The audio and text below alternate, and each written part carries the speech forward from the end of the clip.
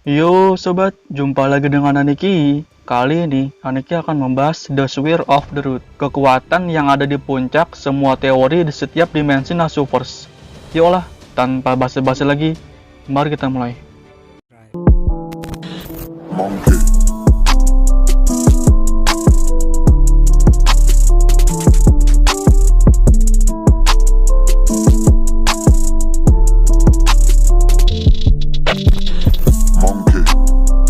The Sphere of the Root, Vortex of Radix, juga dikenal Akasha Records atau terkadang surga, adalah lokasi metafisik di alam semesta Nasu yang bertindak sebagai kekuatan yang ada di puncak semua teori di setiap dimensi, serta sumber dari semua peristiwa dan fenomena di alam semesta.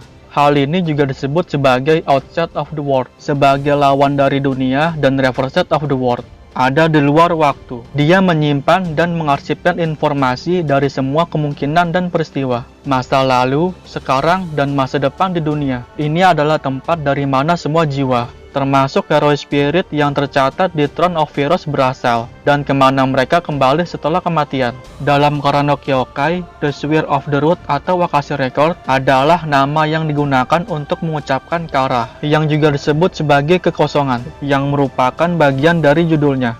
Meskipun Sphere of the Root adalah sebuah nama, secara otomatis tidak dapat dikatakan sama lagi, karena kara adalah ruang kehampaan yang bahkan tidak memiliki nama. Mata Shiki mungkin terkait dengan Root, yang memberinya kemampuan untuk melihat garis kematian. Seorang Araya menculiknya di chapter Paradox Spiral dan mencoba menggunakannya untuk mencapai Root.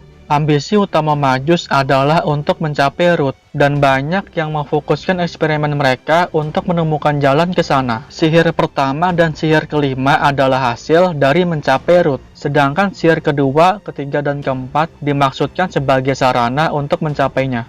Ada berbagai metode yang digunakan dalam upaya untuk mencapainya, biasanya melibatkan pencapaian puncak dari suatu konsep tertentu. Ada juga metode yang dimaksudkan untuk mencapainya dengan manipulasi sistem tertentu, seperti Holy Grail War, dengan menggunakan Darrow Spirit yang kembali ke Grail sebagai cara untuk membuat lubang di sana. Setelah rute digunakan, itu ditutup untuk selamanya setelah ditetapkan. Jika seseorang tidak masuk, itu dapat dibiarkan sampai seseorang benar-benar mengklaimnya, sehingga menutupnya untuk selamanya. Meskipun sihir adalah tujuan bagi banyak orang magus, sebelum penciptaan sihir kelima, itu bukanlah tujuan akhir mereka. Tujuan utama bagi orang magus tetaplah Root itu sendiri, dan kebenaran alam semesta yang dipegangnya. Melihat Root, menyentuhnya, dan kemudian memahaminya akan menghapus arti mustahil. Memberikan magus apa yang oleh sebagian orang akan digambarkan sebagai kemampuan Tuhan. Tak perlu dikatakan, ini tidak mungkin bahkan untuk magi paling berbakat sekalipun. Mereka yang telah menyentuhnya secara langsung tidak pernah kembali ke dunia. Mereka yang telah berhasil menyentuhnya tidak ada lagi di tempat,